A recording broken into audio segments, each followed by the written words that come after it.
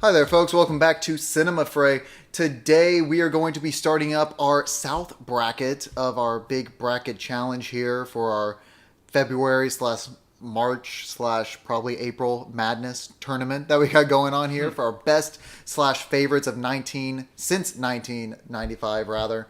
So today I'm joined by my panel, Tony. Yo. And also Michael.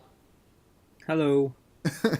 And so we are going to go ahead and get started with our South bracket here. And the number 1 seed, Nightcrawler, is up against the number 16 seed, Rush Hour. Now, these are very polar opposite movies. Yeah, you don't say. Yes.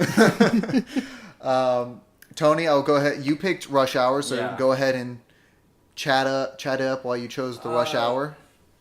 Okay, not to quantify, but this definitely was not... Looking back, I could have picked a better movie. This is definitely a guilty pleasure of mine that I just threw on. And it's more of a movie that I enjoyed as a kid growing up, and a movie I watched a lot with my dad. So I think Rush Hour, pretty much everyone who's listening has seen it either on TV, on TNT at 8 at night or something like that. This is another one I did not see until today. Oh, okay, fair enough. But it's very much a buddy cop movie in the most buddy cop way, playing off a lot of stereotypes that you would have in the late 90s, and very unapologetically comedic, light. There's not really any heavy moments. I mean, the darkest it gets is they kidnap a small child, and that's pretty much it. But I just picked this movie because it's kind of Jackie Chan's breakout role. I mean, it is his breakout role. He had done other movies in China and even in America, like Super Cop, I believe it's called in the American releases. But this is very much his breakout role. I mean, this is where he was introduced to the American public. You have a lot of his stunts being done by him, and he likes to do is his own stunts. And Chris Tucker, I think, also kind of mixes pretty well. They play off each other throughout the movie, where Jackie Chan is very much a very serious, martial artist and a cop who is committed to finding this small girl who means a lot to him, whereas Chris Tucker is just trying to get back his role in his, I would say not his authority, but perhaps the respect he wants from his fellow officers in the LAPD, and he kind of takes this kind of laissez-faire approach to being a cop. At least in contrast to how Jackie Chan approaches. So I think writing, it's very simple. It's something that any one of us could write over a summer. I mean, this movie is not a Nolan or a Tarantino type script. It's not trying to uncover some kind of depth. It's not a commentary on society. It's a buddy cop movie. I think the reason why it deserves to be on this list or considered is that it is one of the better, funnier comedic buddy cop movies. It's not a Seven, it's not a Die Hard, but it's very much a popcorn flick, and I think movies can be both serious and also just add entertainment value solely based on comedy and action and whatnot. So Jackie Chan is phenomenal, and he always will be. Chris Tucker does a great job of just being the comic relief at all times, which is not really a role, but that's what he does. He's a good character actor. Yes, for sure. Actually, they did announce Rush Hour 4 recently. Yeah, we covered that on our most recent news episode. It'll be interesting to see how that goes. It'll happen. I'm waiting for the "I'm too old for this" blank line, which is 100% going to be in there. Totally. Because nostalgia is one hell of a drug. Yes, for sure. The drug that keeps on giving. And yeah, I'm just stalling because I know it's gonna get destroyed by Nightcrawler. And so, I feel so bad about what's about to happen. Take it away. Well, this is how I felt during Catch Me If You Can. Yeah. I signed up for the ship that I knew had a hole in it already. Yeah. It's like raising a pig your whole life, and then turning it into bacon. And you're like, all right. Go off to the slaughter.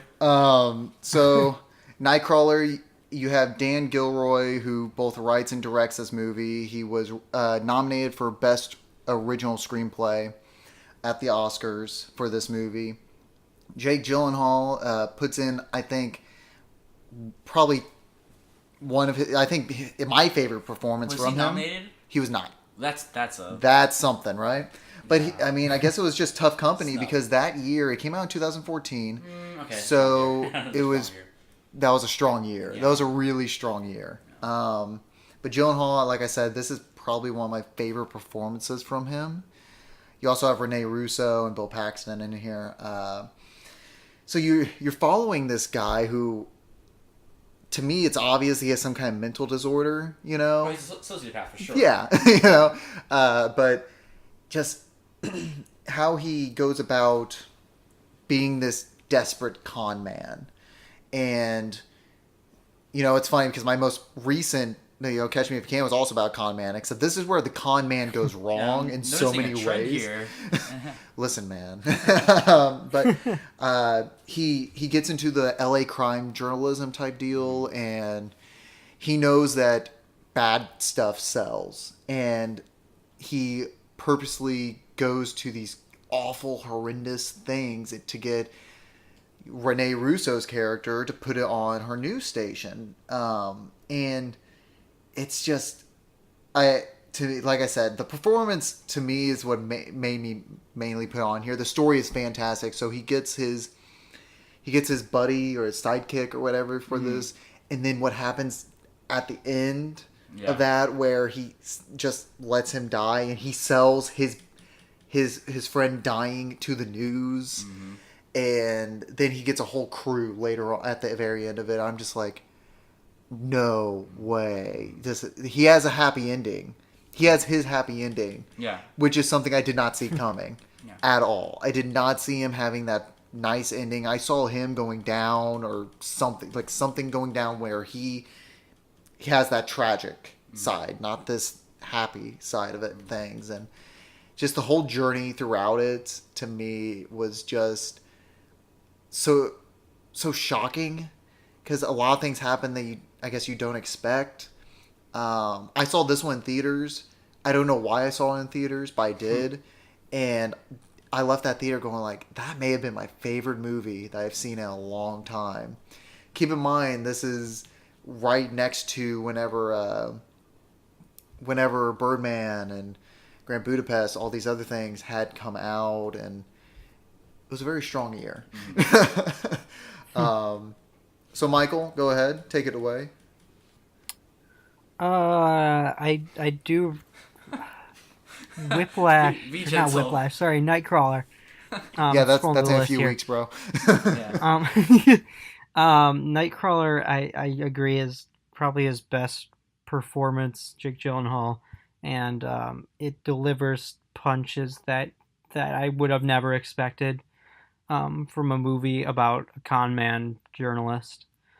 And Rush Hour, I can see why it's got that like nostalgia factor, and I know that like, people who like grew up watching it are just absolutely in love with this movie. But I unfortunately saw this movie when I was 16 and had no understanding of like, I was like, okay, yeah, it's a very entertaining movie, but you know, we've talked about this. I had wheedled into my independence and artsy film phase by then, and I was like, Jackie Chan, I know he was a big name before, and then who's the other guy?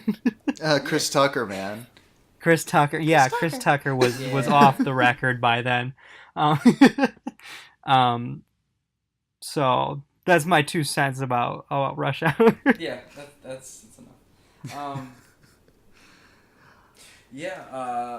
I loved Nightcrawler. I mean, yeah, Gyllenhaal gives the performance of his life. I mean, So good. I got very strong American Psycho vibes for sure. See, I saw yeah, I can see Nightcrawler, that. and this was before they announced Suicide Squad. I'm just Yeah. like, why would you not choose him as the Joker? Yeah. Yeah. I mean, I could see that for sure. But no, I mean, I think he performs the heck out of this movie. Wow, excuse my language, but I mean, he does an extremely well done job. Bill Paxton also is really fun to watch, and as the kind of like antagonist to the story. But it's funny because There's actually a video, a YouTube channel called Lessons from the Screenplay, where they have a video on Nightcrawler on anti-heroes. Yes. And it's a great piece, and anyone should watch it if they like. But it really goes to show how you don't have to like a character to root for them. Yeah. And this is not a likable character. In the beginning, we kind of see that he's he's hardworking. He's trying to accomplish something. He wants to make a name for himself. He wants to be successful. He's that struggling artist that we talked about with Inside Llewyn Davis. Yeah, and in a very different way. He's constantly asking for a job, constantly asking for internships or any kind of opportunity.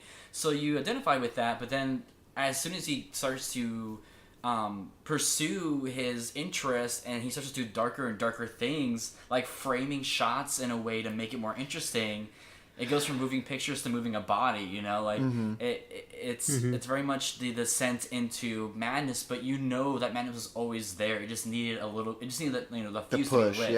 That little push, to go further and further. So I think writing wise, screenplay wise, acting, I think it's a great film. Definitely something that you want to show people when you say, what can Jake Gyllenhaal do? This is a great example of an actor who can delve into a character who is so polite it's scary sometimes. Yes, he's you would assume he's a very kind individual. Yeah, the way he says things, like the way he talks is very soft. He never really yells at people. He never really gets angry. He does at certain points. But not in front of people, really. Right, and not like you expect a sociopath. I mean, I could see this person murdering someone, and he does in the beginning, if I'm not mistaken. There's a security guard who finds him with the chain link fence, and he beats him up. He definitely attacks someone. I don't think he actually murdered that guy. I could be wrong, but he definitely has no problem around dead bodies. That's what we see later on. Well, this is someone you could see murdering someone, or at least causing great bodily harm, and does. I mean, he cuts someone's brakes and causes them to go to the hospital. Yep. And yet you're still maybe not rooting for him, but you're interested to see how his story plays out. I don't like where this is going, but I want to know how it ends. Yes. And when he quote-unquote wins, you're not unhappy, but you still feel weird about it. You kind of want him to get that comeuppance. Yeah. So I think in that way, it's a very interesting movie, and we need more movies like this, where it's not just, the big bad guy at the end gets beats up by the good guys, which is basically what Rush Hour is. Right. Well, this is your vote, so if you want to go ahead and we can start the voting process because you're first. Yeah. I'm going to have to put one of these to bed, and I have to go with Nightcrawler. I mean, I know it doesn't matter what I'm voting because this is going to win. But Nightcrawler is the better movie, just directing-wise, performance-wise, writing. I mean, almost everything across the board, Nightcrawler is better. Once again, I picked Rush Hour just kind of last minute, just kind of panicking and not really thinking about it too much. Just that I enjoyed it a lot. And I'm not upset about picking it at all. It's a fun movie. I think, right. If you and your friends want to have a party and you have music on, or you're, just kind of talking, whatever you want, a movie in the background, I think Rush Hour is way more fun to have on the background than maybe Nightcrawler is. Mm-hmm. But if you want to Nightcrawler's not fun. If you want to explore what cinema is and what it can do, then Nightcrawler is a much better movie, and that's my pick for this round. Yeah, and...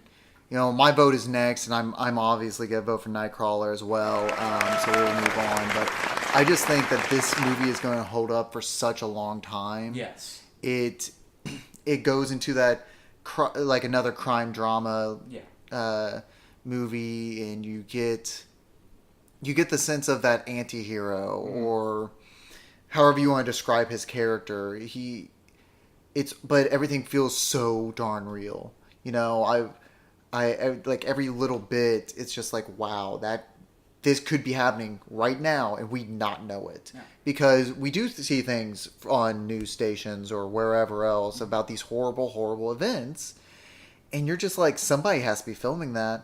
Who's standing behind that camera? And it's this guy, Psycho. But I think that Gilroy really did a fantastic job. The fact that he didn't get anything in terms of nominations for this is shocking to me. He got nominated for the writing, but he didn't get the directing and then Gyllenhaal not getting nominated is that is whatever. But it was a very tough year, as we've discussed. But Michael, though Nightcrawler is moving on, do you have any closing thoughts on this round?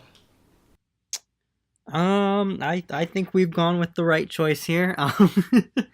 But I have to say, Rush Hour is in no way, not in no way a not good film. It is a very good film, and I think it stood the test of time. So we'll have to see how Nightcrawler does.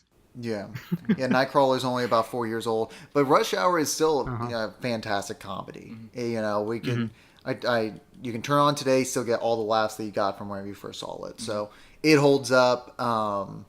And like you said, we'll see how Nightcrawler does. I think it will, but again, I'm a little biased. So, but we are moving on to the next round. So we are going to have our 8 and 9 seed coming up here.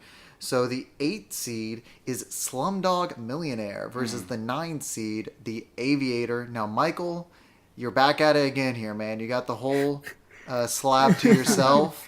Now, obviously, you know, it like I said in the last episode, I feel so bad for Michael because the randomizer really did not like him. No, it did not. But go ahead, have at it, Mike. We'll start with Slumdog, and then you can explain the Aviator. Slumdog Millionaire was kind of like it's kind of like one of those obvious picks when you make a best of list. Yeah. Because I think it brought a lot of foreign culture to the United States, and it also, I mean, it was all around a good movie. And a well-recognized, critically acclaimed film. And then moving on to The Aviator, this is one that... Did you guys watch this? Yeah. Yes. 3 hours, Michael. This is the movie that people absolutely despise me for eternity. But I think... It paints such a great picture of a person, a filmmaker who in real life did all those things in that movie. It is in no way a fictional movie. It's a true story, and it's by probably my favorite director of all time, Martin Scorsese. Yeah. And he is a man who, unlike Spielberg, sticks to his style and has stuck to his style for decades now. And sometimes it turns out bad, and sometimes it turns out good. A lot of people will say The Aviator was not his best, but it does have that recognition critically. And it won 5 Oscars. Yes, I think it gets the right recognition, and I argue that it is one of Leo's best performances, as well as the rest of the cast who put on a fantastic job of portraying real-life people. And this crazy Hollywood, this mid-century Hollywood golden age that everyone has, I guess, remembered but not remembered in the last half century. Yeah. So, yeah. Wow. Yeah, I mean, so these movies are by no means slouches. So Slumdog was nominated for 10 Oscars, won 8 of them, and Aviator was nominated for 12, won 5 of them. So these are, in terms of stiff competition. Yeah, this is. You know, it's as this is Academy darlings in every sense of the word. Yeah. I mean these. It's incredible. You know that. I feel like when these got put up against one another. Yeah, go ahead. I'm saying I feel like when Slumdog came out, that's all I heard about. Yes. Like, every single person who was. It was in The Office. Yeah, it was even like slightly inclined to like the world of movies, knew about this movie. I mean, it exploded onto the scene. And like more than half the movie is not spoken in English. That says a lot. Yes. Because you know us Americans, we hate reading. We hate reading. We hate it so much. We hate reading. We will take other movies and put them in English, even if the voice acting is horrible, as long as dubbed. We dub so much crap, but these are both fantastic movies. The acting is really good. I want to talk about Slumdog because that's the one I've seen most recently. I watched the first thing this morning. And by my goodness, I told you I was having issues with the audio on it, but it was just, it didn't matter how good the audio was because I still heard everything. It was just like watching their acting. You could tell based on their body language and the way their faces looked. If you can tell a story without saying any words, that speaks volumes about your acting. And they did that in my opinion. It was what's the lead actor's name? Dev Patel. The older Jamal. Jamal grown up. Yeah, he did a great job. Those kids were pretty good. There were some of the kids that weren't so good, but it was a very good love story. You were told, you were giving your two protagonists and the antagonist, and many other antagonists along the way.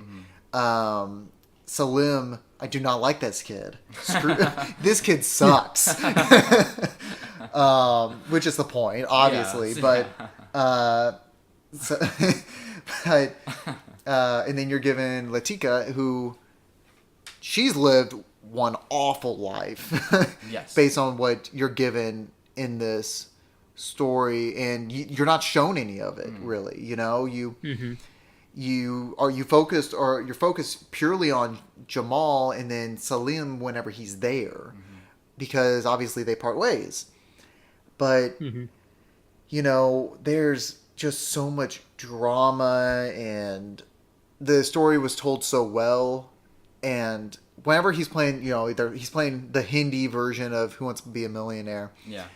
But whenever he's answering the questions, they obviously interrogate him. They're like, there's no way you know all this, blah, blah, blah. And I'm just thinking here, like, I'll only know stuff based on my past experiences. You could ask me, like, a math question. Don't know, nothing. But if you ask me something, like, the questions he was asked, they all related to his past. And I think that makes perfect sense of why he knows these answers. Even though he guessed on a few of them, but he had like an idea of where to go. He had signs, I guess. And the Aviator, we obviously are given, you said Leo doing some of his best work, Scorsese doing his thing. Cate Blanchett did a great job. Obviously the cinematography and everything else in there was great. The writing was spectacular. Just, it's 3 hours long. That it was a kind of a grind to get through watching it here again, just because how long it was. Now that's just me complaining, but overall, I mean, it was a very enjoyable movie. I mean, it didn't exactly feel like it was that long. So, I don't want to sound like I'm just purely complaining about the time. It didn't feel it was that long. It just, it was still 3 hours. But Tony, go ahead. Yeah, I'll be brief. I didn't actually see The Aviator, so I know everyone's surprised. So I'll talk more about Slumdog. I remember seeing this movie when it first came out. I saw it in theaters because it was so talked about. I just kind of had to see what everyone was talking about. And I remember very vividly the first viewing that I was blown away by the acting, even by the children, honestly. Like, I thought everyone in that movie performed extremely well. And whether it's a combination of being foreign actors or having different languages where maybe you can't understand the nuances of their speech because you can't, you know how they're saying it, because kind of like how sometimes when I watch dubbed movies, I don't know if if my perspective of their acting is biased based on the fact that I can't understand them. Because it's kind of different when you can hear someone versus just kind of knowing what they're saying.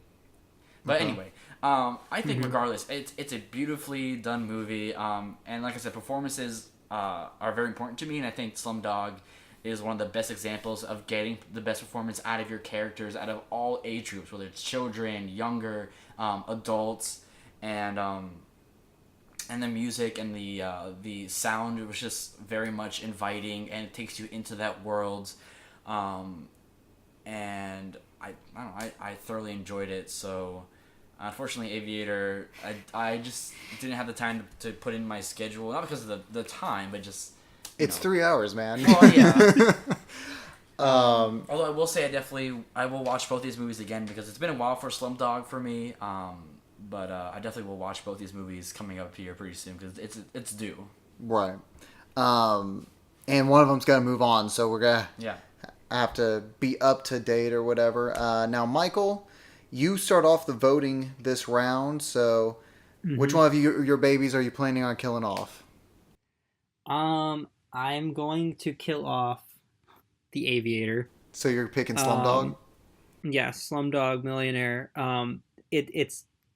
I shouldn't. It's like I shouldn't pick it because I have seen a more variety of Indian films since I first saw Slumdog Millionaire, and the funniest thing is that Slumdog Millionaire is in no way original. It's very much an Indian film. Indian films have a style that hasn't changed in 40, 50 years. And it's an industry that puts out 3 times as many films as the United States every year at 1,600 features. And you can't help, like, I look at this film and I go, oh, I see that, I see this. But it still does stand out. I think The Aviator, even though it got all that recognition, it slouched over time. And everyone in it kind of went on to do more and more better work in the long run. But Slumdog Millionaire, I think it was a cultural thing that came in, and it's a cultural thing that has lived on both in the United States, and it was well respected in Indian culture. So I think it's going to definitely have my vote. Mm-hmm. Final answer. Okay. And Tony, you're next. Yeah, I feel it's a little unfair because I haven't seen Aviator, but I will go with Slumdog, and I think, Gage, you probably would have gone with Slumdog. Yeah. I mean, Slumdog's going to win unanimously. Yeah. It was, for much of the reasons that you said, Mike, it came in and it swept up the culture. I think we all have touched on that. Yeah. I think, and even, like, if it does do things that other movies from that place or that region has done before, I think there's something to be said about the first movie that breaks out into a new market, because there's a reason why Slumdog Millionaire broke out here, and whether or not it deserves to be seen as one of the best movies from that region, it is one of the most culturally recognized because it's done so well. Right. So while it reached Western crowds in a way that hasn't been done. We'll have to talk later. You might have to give me some recommendations on other movies from India. I do think that the accomplishment of this movie introducing that culture and this type of movie or this filmmaking into America, into Western audiences, is something to recognize and applaud, which it has been done multiple times. Right. You know, Danny Boyle directs this movie, so he's obviously influenced greatly by those movies that you talked about over in Bollywood. And so it's because you got someone who's a Western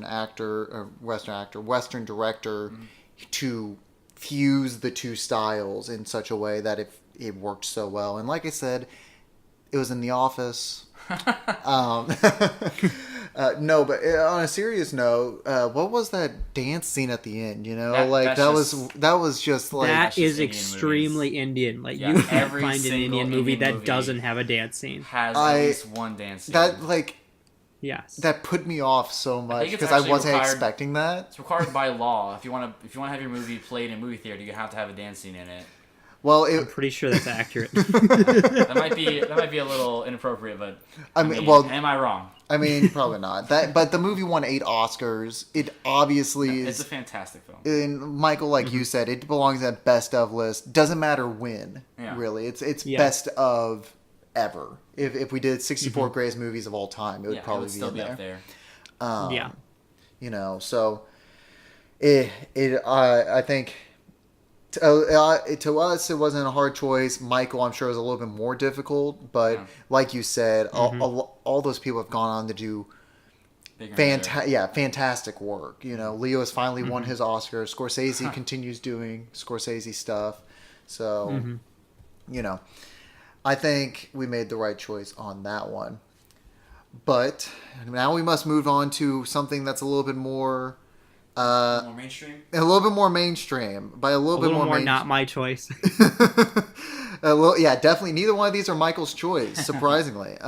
So we got the number 5 seed, The Incredibles, versus the number 12 seed, Harry Potter and the Sorcerer's Stone. And this one hurts a lot. Yeah.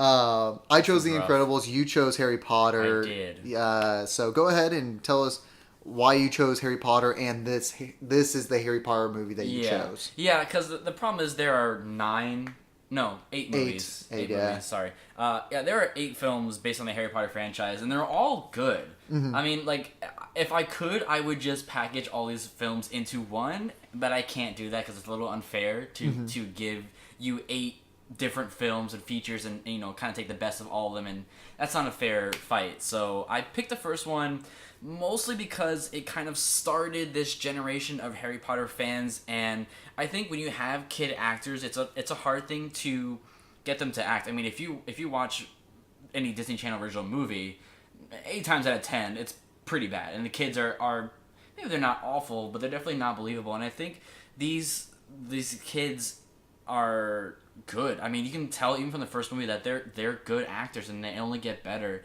And there are very few scenes that feel like, you know, they're pointing a camera in their face. It just feels like you have these children who are actually in a magical world with wizards and wands and owls, and the music is John Williams, so of course it's fantastic. That theme, that original score is an iconic piece of movie making. It will be around forever. Hedwig's theme, and I think it just. While I could have picked a better movie, like I think some of the later ones, like maybe Deathly Hallows Part 2, or perhaps like Goblet of Fire or Prisoner of Azkaban, which is my personal favorite, could have been a better movie. I picked the first one just because of what it represents, as well as the fact that it's a really well-made movie that has kid actors, that has a John Williams score, that is directed, I believe, it's Christopher Columbus, it's Chris Columbus. You're right. Not Christopher Columbus. Yeah, Chris Columbus. Sorry, Chris Columbus. I call him Christopher. You know, we're on first name terms. Chris Columbus does an amazing job getting the best out of all these kids, and I think it's a really wholesome, well done movie, not unlike The Incredibles. So I chose The Incredibles for so many different reasons. Yeah. It's tied for number 1, my favorite superhero movies ever, right up there with The Dark Knight, which will be presented down the line. The Incredibles is a great superhero film because it doesn't focus on the superheroics. In Bob Parr's mind, yes, it does, but in the minds of everybody else and the audience, it's really about the family. It's about how will Bob adapt now that he's trying to do superheroics, and how will he work that with his family, and there's a lot more themes to this movie than just the superhero stuff about it, which I think is important in any movie, because if it's just about superhero stuff, it's not gonna have depth, and this movie has a lot of depth. It's one of my favorite, like I said, superhero movies, one of my favorites from Pixar. So to me, it's just one of the best Disney has done. I guess at this point, I assume Disney was mixed with Pixar. Yes. Yeah. No. So, yeah. I think this was just around the time, maybe a little bit before this. Yeah, I think maybe Nemo may have been the first one, but we'll find out later. But you know, you got the voices are iconic, the lines are iconic. You know, where's my super suit, and everything. You know, Edna Mode is fantastic. It won an Oscar, 2 Oscars for sound editing and animated feature. Sorry, go on. I just want to see if Harry Potter. Harry Potter, it was nominated for 3 Oscars. I'm sure nominated for. It was Harry Potter was nominated for costume and music. Yeah, that makes sense. Okay, go ahead. So, but it was also nominated for Best Writing and Original Screenplay and Best Achievement in Sound Mixing. So it won Sound Editing, but didn't win Sound Mixing. Never seen that happen, but whatever. No, whatever. But you're giving this very, very just great story. And I've said, I've talked about the flow and how a script and how a movie must flow organically. Nothing in this movie feels forced. Everything happens for a very specific reason, and it all works so well. It's really, to me, something that's incredible. Now, obviously, you're dealing with multiple elements. You're dealing with kind of like a spy movie. You're dealing with, like, obviously a superhero movie and a family movie. But there's drama, there's romance, there's plenty of comedy, adventure, the whole nine. I think that because it hits so many different points, and it hits them well, and that's why I nominated this movie. It was just in all of the works from Pixar, and I put 3 Pixar movies in this list. Yeah. From just me alone, it makes so much sense to me. So, yeah. Michael, how do you feel about these 2 picks? I'll keep it short. I think Incredibles is overall, it's a great movie. It's a great superhero movie. It's one of Pixar's best works. But Harry Potter, on the other hand, for me is the thing I grew up with. And so in my mind, it's like this fantastic fantasy film. I still consider it one of the best movies ever made, and Michael, what's your brought favorite movie? Just sorry to interrupt. For Harry Potter. Yes. In Harry Potter? Yeah. What's your favorite Harry Potter? My favorite Harry Potter movie. Yes. It's Chamber of Secrets. Okay, yes, I was going between the first 3, because I love Chamber of Secrets for being like a murder mystery, and I love the third one for incorporating different types of story. I think honestly they kind of like got more and more underwhelming as the movies went on. Yes. So I consider those first 3 like the tier of Harry Potter, like the pivot point of Harry Potter. Yeah, I think after Goblet of Fire, it kind of takes a bit of a downturn. Yeah. Yeah, for sure. Yeah. Okay, but anyway, yeah, go on. But yeah, like I said, I grew up with this film, and it's influenced me, storytelling wise, I think, and it's had much bigger cultural impact, than a lot of movies, not just Incredibles, but a lot of movies. I mean, it's right up there with Star Wars. So. Yeah. It's right up there with Star Wars, and it keeps growing every year. It's still got movies coming out and theme parks being built. I mean, it got a theme park before Star Wars, which is like mind blowing. That's something, yeah. I mean, for Star Wars being out in the 70s, right, to Harry Potter coming out in the 90s. Yeah, Disney didn't own it until the past 5-10 years. The problem was Lucas. But anyway.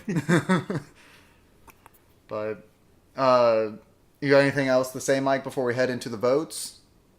No, I think I'm ready. I do want to speak on The Incredibles just a second. Yeah, go ahead. Because I always feel like I want to talk about the other movie as well, especially if I've seen it. Right. But I do like The Incredibles for being a movie about where saving your family is more important than saving the world. Where, like, yes, like, you have this mastermind villain who is going to destroy the world, but it is basically, this family who has become a little bit dysfunctional, has lost their way after leaving the superhero life, trying to find out who they are, and being a hero is about knowing who you are and what you can do to help others, including the ones that you love. Also, this probably has one of the best villains in movie history, in my opinion. Syndrome is so good. Not only just the way he is, the way he performs, his writing, I think just his motivations also make a lot of sense for someone who grows up, being a sidekick to superhero and being told to, stay away, to stop interrupting, to, stop being obsessed with me, to go away, to knock it off, and then to grow into a force of nature that wants to create a equal world where everyone is a hero. Then I think it's a beautiful little sentiment there. But yeah. Yeah, and I mean, Harry Potter, I'm glad you chose the first Harry Potter because it's my favorite. Because of how it introduces us to this magical world, and like Michael said, it influences my storytelling and how I write some of my works that I'm currently working on, and it created a whole new universe. So it is absolutely fantastic. So I think I'm first up to vote on this, and it's not going to be an easy vote to make because these are two unbelievable films. They came out pretty close to each other. I am such a fan of how they've done this work, and both of them. They're both just masterclass. However, I mean, by a razor thin margin, just because I don't know where the votes will go. I want to see if I can get it to I want to kind of get perspective there. I'm gonna vote for The Incredibles. Like I said, it's like probably my second favorite superhero movie of all time, right behind Dark Knight. It's right up there with it, and for very different reasons. So there's a lot of things going for it. And Michael, you're next up. I am going to go for Harry Potter because, like I said, it's influenced my storytelling and it's had such a profound cultural impact. I think it will surprise us as it continues to move up the ranks. Interesting. And then before I put the final nail in the coffin, I also do want to say that I love the aesthetic and the design of The Incredibles. Like, I know they don't give costume design awards for animated movies. Like, I don't think they do. They shouldn't. They shouldn't. But I think if this was a live-action movie, I think it definitely should have been considered because I just love the look and the feel of this vaguely 60s kind of, I don't know if Art Deco is the right word, but very, very like 60s, 70s aesthetic and feeling of the world around them. And I definitely think it is one of Pixar's better movies. Right below Cars 2. But anyway. Oh. That's a joke. It's a joke. So yes, I'm obviously going with Harry Potter and the Sorcerer's Stone. Honestly, I think I could have picked one of the first three, and I would have put it over Incredibles. Very, very slim though. I mean, that, like I said, Incredibles is a fantastic movie and by no means bad in any way, shape, or form. But yeah, Harry Potter is just a cultural typhoon. It's a monsoon. It's this force of nature that not only impacts movies, but I mean, of course, books. It started as a book, obviously, but I think in any way, shape, or form, narrative has been influenced by this series of media. And The Boy Who Lived continues to impact our world today, and probably will for as long as people who care about this franchise are alive. So Harry Potter gets my vote, and we'll see how many points Gryffindor gets as it goes up ahead in the ranks. Yeah, so, man, that's okay. Yeah, it's rough. Yeah, well, I mean, I'm not mad about Harry Potter moving on. Incredibles is just so good. That's what happens wherever you get to. I mean, that's basically what's going to be a continuing theme throughout this list. Mm-hmm. Fantastic movies going up against one another. And that brings us to our next matchup, the 4th seed Scream versus the 13th seed Gladiator. Now, these are vastly different movies. Oh, really? Let's say. Yeah. So, Tony, you chose Gladiator? I did. At least I think I did. Yeah. Okay. I know I didn't choose Gladiator. Yeah, so it's probably me. So I think I chose Scream. Michael, did you choose Scream or did I choose Scream? Does it matter? I think you chose Scream. That feels like I know it's my favorite horror movie, but I think you chose Scream. Okay. But okay, so Tony, go ahead and talk about why you chose Gladiator. Yeah, well, Gladiator. I mean, Russell Crowe basically plays this betrayed or disgraced Roman general who has to fight his way as a gladiator in order to basically get revenge at the man responsible for killing his family. And it is an extremely well done movie. Russell Crowe is a serviceable actor. I mean, it sounds kind of backhanded. He just doesn't do any good work anymore. Yeah, that's just the way it is. But I think this is one of his better movies in terms of performance. I think his supporting cast as well around him does extremely well. Yeah, you got Joaquin Phoenix in there. Joaquin Phoenix is amazing as Commodus. And I think it's one of the better action movies. You know, Ridley Scott directing this, and I love Scott's work. Won 5 Oscars. I'm guessing it's gonna be for costume design, sound, visual effects, actor in leading role, best picture. Wow, okay, it actually did win best picture. Yeah. Nominated for best director and actor supporting role. So yeah, I mean, it was nominated for everything that year. Yeah, writing, cinematography, editing, like art direction. It's a fantastic movie. The writing is great. The motivations for characters are very apparent, and they're interesting as well. They have layers to them. Like, on the surface level, Commodus is just this evil dictator who just does whatever he wants because he can. But as you go deeper and deeper, you realize that he's actually a very scared man who is afraid of losing power. He's afraid of losing his sister lover. Everything gets very confusing back in those times. We'll say his love interest. And it's very much a hero's journey, you know, the rise and fall and rise again of someone who has lost everything and will sacrifice everything in order to get it back. And it's just beautiful to watch as well. I mean, that the wheat field scene is iconic. The touching the I know what you mean. Fingers. Yeah, it's one of the most iconic shots in a movie in cinema history. And it's just a really well done feature film. All right. You know, it's a good movie. Yeah. I mean, but for being nominated for all those things, it better be a good movie. Yeah, you know. Grease the right palms. You know, anything can get nominated in Hollywood. I chose Scream because it redefined a genre. It is a horror mystery in a way where, you know, in Nightmare on Elm Street, you know who the villain is. You know who the villain is in, with Friday the 13th and Halloween. You know these villains. With Ghostface, you have no idea who that is.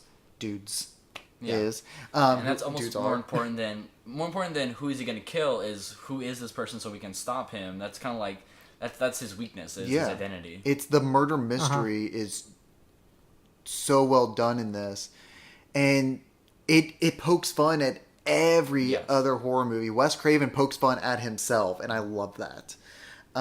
Yes. And he was like a janitor or whatever in the movie, wasn't he? He was dressed up as in a Freddy Krueger outfit or whatever, or something like that. It's been a while, but I put this movie up here, like I said, because it redefined a genre.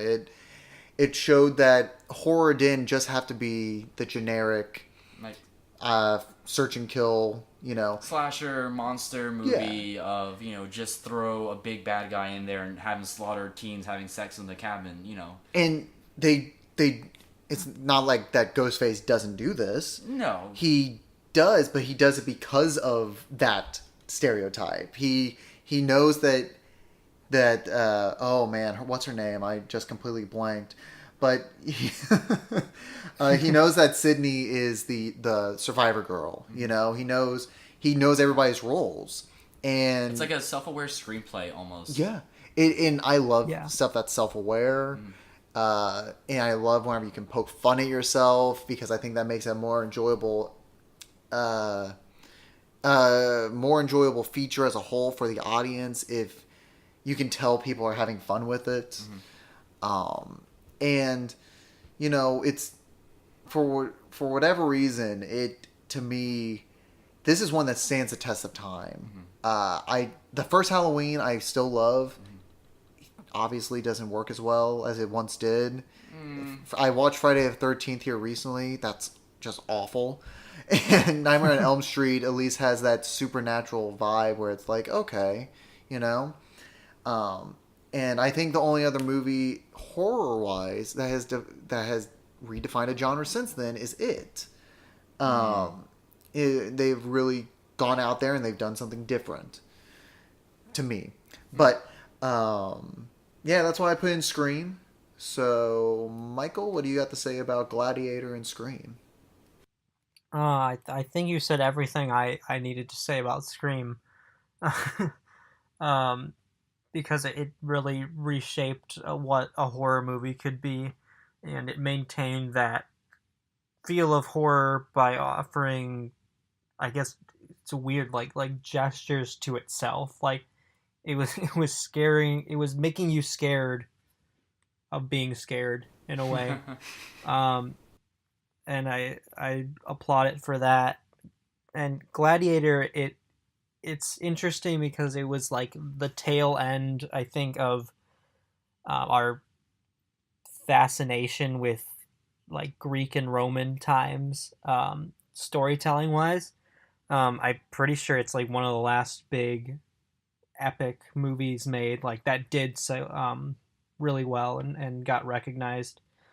And I think it's held up a lot. I personally am not a huge fan of it. I think there were better contenders that year that it won, and I didn't enjoy the story as much. But again, it was like Rush Hour. I came late to the game. I think I saw this my freshman year of college back in 2013. But overall, I think it's a great movie, and it holds up to its critical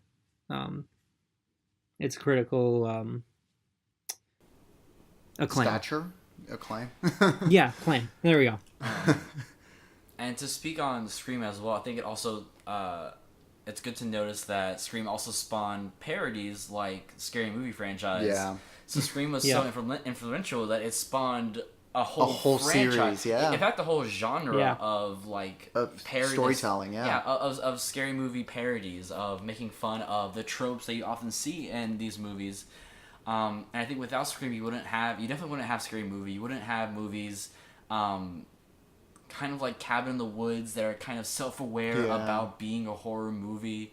The fact that the monster, the bad guy in this movie, is actually two other guys who are teaming together to create this monster in a way. The illusion that nobody that you know is actually this villain. Right, exactly. Like so good. Yeah.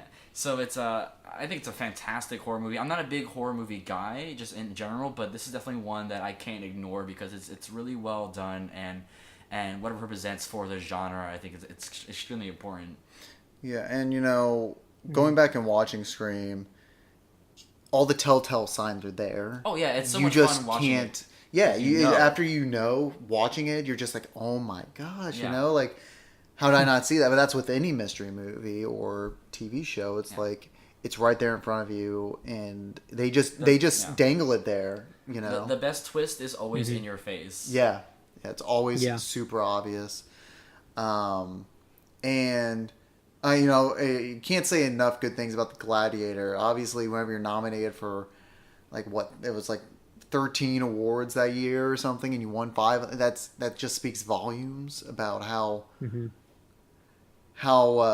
of a movie you are in the eyes of critics, and your stature will obviously hold up. It has a pretty high rating on the IMDb. Metacritic doesn't give it as much love, but that is what it is. So I think Tony, you were up first. Yeah. This is rough.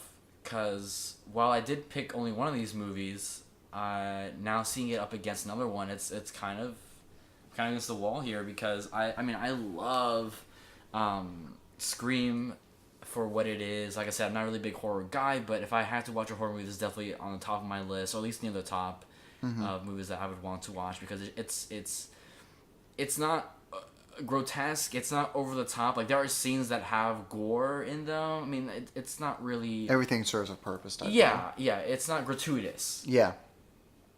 So, and then on the other hand, Gladiator, while it's very much a kind of a genre movie, and really Scott does this well, it's probably one of the best of its ilk, and maybe doesn't deserve as many awards. It might have been maybe a slow year in 2000. I'm not sure what the competition was up against it, but it is a winner for a reason when it comes to Best Picture, Best Actor. Let's see here. Yeah, Russell Crowe beat out Tom Hanks for Castaway that year. Wow. Okay. And, Oof. I mean, it's a pretty. I mean, everything is pretty tight here, but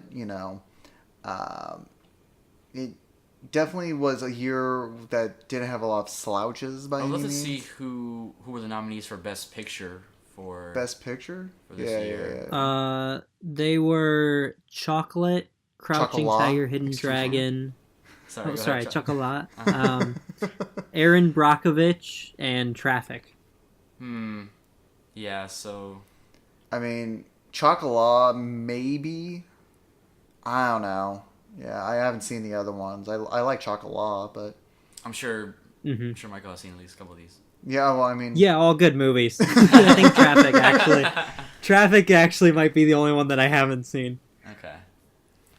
But in terms of, like, star power or maybe blockbuster, I think Gladiator amongst those is probably the biggest hit. Yeah. I'm sure it made the most money, which is not indicator of quality at all, just in terms of popularity. Okay, so enough debating. I'm actually going to go with Scream, because I think while I enjoy Gladiator, and I think if I had to flip a coin and then just ignore whatever it landed on, I would pick Gladiator instead of this movie, just to watch on my own. But I think in terms of what movies are better, I do think Scream is a better movie, maybe more important to its genre, and something that I think will maybe not stand the test of time, because it is very much a commentary of what came before it. Yeah. But I think it's important to the genre and important to movies in general of what horror movies can be and what they turned out to be, and so I pick Scream. Okay. I am up next. I think that, while both these movies are great, it basically comes down to, like what you said, one was more important in terms of film, and that was Scream. It for a very limited time, it breathed life into the horror genre, which dissipated and then came right back whenever Get Out and It, and this past year it was a great year for horror.